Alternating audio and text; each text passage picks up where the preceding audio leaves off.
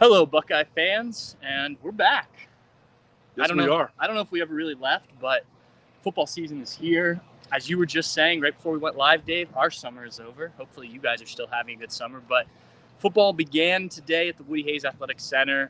The Buckeyes resumed working towards their goal for the 2024 season with the first day of fall camp. We're going to split things up a little bit. So we're going to do this. We're going to have a Bucknuts Morning 5 tomorrow, and we're going to have a Bucknuts Happy Hour tomorrow afternoon. So today we're going to talk about what Ryan Day just said in the postgame or in the press conference room. On the Bucknuts Morning 5 tomorrow, we'll have Steve Hellwagon with us. We'll talk practice. We'll talk some more stuff.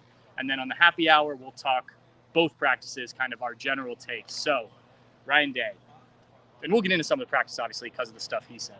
Ryan Day, what did you take away from 28 minutes with him? What was your top takeaway from the time we just had with Coach Day? He seems quietly confident. With all this talk about Ryan Day's got all this pressure on him, and he does. But you would never know it from talking to him. He just seems very, Ryan Day, he's not cocky, but he seems very quietly confident about this team. And, he made no bones about the fact that Big Ten Media Days that he said flat out the offensive line is going to make or break this team. Yeah. It was interesting today. We got out there and there was no Carson Hinsman out there, and then it turns out he was sick, as Coach Day said.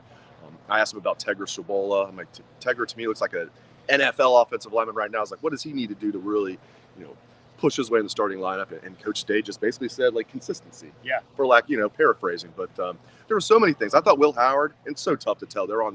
There's so much going on with all these guys out here, and then they're split on two different fields. So I didn't see every rep that Will Howard took, and probably I didn't see every rep that the guys on my side of the field took. But I thought Will Howard, when I saw him, had made some good throws and then had some shaky throws. I thought he was up and down. But I did like that Coach Day said he seemed to be impressed with how Will Howard played today. That was what I was going to bring up. He talked about him being more zip on the ball, having more zip on the ball, and being more accurate. Those seem like two important things for a quarterback at Ohio State. Look, I think if we go back to spring ball, Will Howard, we talked to him right over there after Ohio State's pro day, and he admitted things were different when he got here, right? Just getting used to the speed of these receivers compared to the people he was throwing to at Kansas State. It took a minute. It took some time. So to hear Coach Day confirming what I think we both saw was that it does seem like he's continuing to settle into that position. I think you saw it some at the end of spring practice in the spring game. And look, I think that's positive. We've talked about it a lot, Dave, that this competition probably going to go Will Howard's way, but there's still some competition here, right, in your mind. So I think it's positive that at least day one, Will Howard comes out and impresses Coach Day. Yeah, and it was interesting to me because I thought Will Howard might take the first reps, first day of practice. And again, they were on split fields for a lot of the times. When they were all five quarterbacks were together, Devin went first, and then Will went second. So you can read into that what you think. I think that's the first day of camp type thing. I still think Will is probably the favorite, but it is notable that Devin was going first in the quarterback drills today. The exact order was Devin, then Will Howard, then Lincoln Kienholz, who I thought looked solid, and Julian Sand and Aaron Noland. And we saw a ton of... Sometimes Mason Maggs. Yeah, that's true. Which was interesting. I know we're trying to focus on what Ryan Day said, but I just want to say real quick, we saw a ton of short passes. They're really working on their short, intermediate passing game. We saw some deep passes too, but they're working on a ton of quick passes today. Coach Day also asked about kind of the season in general. There were a few people that asked. I asked about the NFL experience and how that helps when you get to the end of the year. I think he has a good grasp on what this season is going to look like, given kind of his background. Chip Kelly in the NFL, Tim Walton in the NFL. Some of these guys have played in the NFL. How much do you think that experience can help these guys? Yeah, I think it really can. He does have a good feel for that. And it's just crazy when you consider like this coaching staff that he's put together just blows my mind. I mean, last year, I mean, you think about some of the guys that were on the staff that are not any longer. Okay, like Parker Fleming. I'm sure he's a very nice guy. He was definitely over here. Yeah, every time I've talked to him, he was nice. He was over his head as a special teams coach here. Okay, Corey Dennis. Do we think Corey Dennis would have been the quarterback's coach here if he wasn't Urban Meyer's son-in-law? I don't. He's not here anymore. Okay, and you bring in Chip Kelly. Okay, it's like they didn't have the adult in the room on the offensive coaching staff last year. Okay, and I think Carlos Laughlin's going to be an improvement over Tony Alford. So the coaching staff that he's put together, and then the defensive side of the ball, that is on point as well. James Laurinaitis. I really like Matt Guerreri as a safeties coach, but and another thing I found interesting, the Coach Day said, one of our friends asked him about next year when you can have 105 guys on scholarship. Does that mean you're going to sign like a class up to 40? And Coach Day did say, probably we're not going to get it up to that, but we do have a lot more wiggle room now. Yeah, that's certainly going to be an interesting story to follow over the next year, is how you build out that roster. Because right now, if you're not aware, there's 85 scholarship players, and then you have walk-ons that get it up to about 120 or so, which is the number Coach Day thinks they need for fall camp. Now there'll be 105 scholarship players. Somehow you got to find those scholarship players. And look, Coach Day said there could be different tiers kind of guys, guys that you consider a bit more developmental, guys that may be ready in a year or two, and then guys you think can come in and play right away. But I think different teams are going to do things differently, different staffs. And I think following this throughout the year and certainly in recruiting, but also transfer portal and how they handle all that, NIL, how that gets affected because you're probably paying more guys now.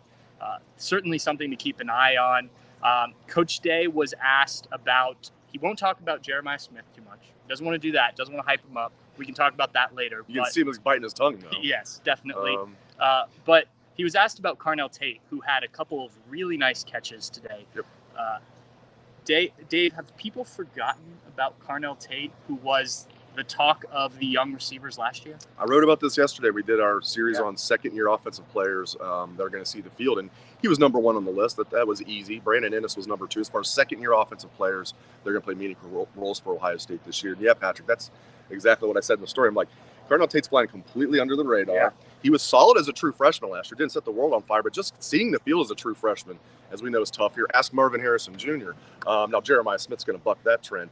But, yeah, Jeremiah Smith, because he's been so good and all the hype, that's completely overshadowed Carnell Tate. And I think the Buckeyes might have the best number 3 receiver in the country. Like Emeka Egbuka 1, Jeremiah Smith 2. Some people think Jeremiah Smith's going to be wide receiver 1. I think it's going to be Emeka.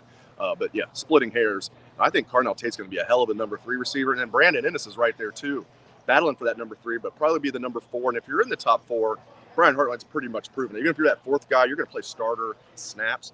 If you're 5th or lower on the depth chart, you might be on the outside looking in. So I think all 4 of those guys are going to play a ton, obviously. But, yeah, I agree with you. Carnell Tate is flying completely under the radar. He was the talk of spring last year, camp last year. Now he's just like, oh, yeah, got this Carnell Tate guy. Fantastic recruit, too. It wasn't like he came in and, like, with no accolades. Same deal with Brandon Ennis. I don't think people are talking about him enough. So those 4 wide receivers, tremendous. It's just crazy. You lose Marvin Harrison Jr., one of the best receivers ever come through here, number 1 receiver off the board in a good wide receiver draft. And it's like, oh, okay, lost Marvin Harrison Jr., just reload, like nothing happened. Yeah, and Coach Day has said, the depth is a concern. He'd like to have 7, 8 guys, but you're right. Ultimately, they're probably going to play 4, maybe 5, at least, the meaningful snaps during the season. Anything else from Coach Day that we didn't hit on? He talked about running back depth. That's one thing I've been hitting on for a long time. Didn't seem as concerned as I thought. No, he keeps saying, like, we're never down to our 5th running back anyway. I want to be like, what about the Peach Bowl? Yes, you were. But no one wants to talk about the Peach Bowl when they should have beat Georgia, but whatever. Anyway, he doesn't seem concerned about it. He's like, when are we down to our 5th running back? And I get that. It's very rare, but it has happened. It happened 2 seasons ago. So they've got the best 1-2 punch in college football at the running back position, most likely, with Quinshon Judkins and Travion Henderson. Then you got 2 true freshmen as the only other scholarship running backs on the roster. I like both of them. I like James Peoples. I like Sam Williams-Dixon. But you'd like to have probably more than 4 scholarship running backs. They had T.C. Caffey, who they basically considered a scholarship guy. I think he was getting bumped up to scholarship anyway. He's lost for the season. They have 2 walk-ons, a freshman, Rashid Cisse, and who is listed as a defensive back. But he's not, yeah. He was definitely out there at running back. Yeah, and they had Witten listed as a tight end, and he's a wide receiver, Demarion Witten. And so Cisse is an interesting guy to keep an eye on, runner-up for Mr. Football. And then Chase Brecht is the other, number 26. He was not on the team last year, but was on the team the previous year. I wonder if that was a case of, hey, Chase, can you come back out? We kind of need some running back. So Coach Day doesn't seem concerned about running back. And he said there's also some contingency plans in place. I imagine that's like Brandon Ennis, maybe Caleb Downs, just in case they have injuries.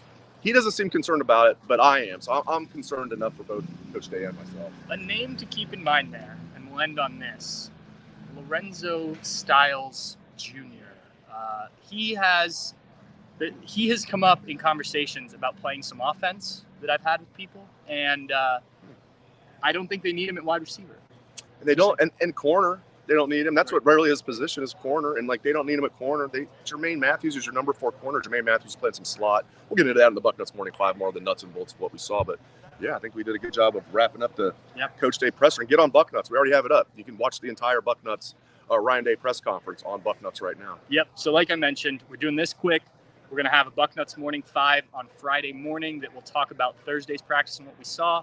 And then Friday afternoon, after we're all done here, we're going to talk to Coach Knowles, watch more practice. We'll have a Bucknuts happy hour that kind of recaps the week before we head off into the weekend where there will be more practice. But we'll get into that next week. After watching all this football, it's going to be great. And then having a couple of beers, talking more football. Yep. What's wrong with that? We got Thursday night football coming back, Hall of Fame game tonight. There we go. We're here. It's season, so hope you enjoyed it. We wanted to do a quick one here. We're going to get back home, get to work. So we will talk to you soon, Buckeye fans, very soon, as a matter of fact. Thanks, Dave. Thanks, Talk Patrick. to you guys later.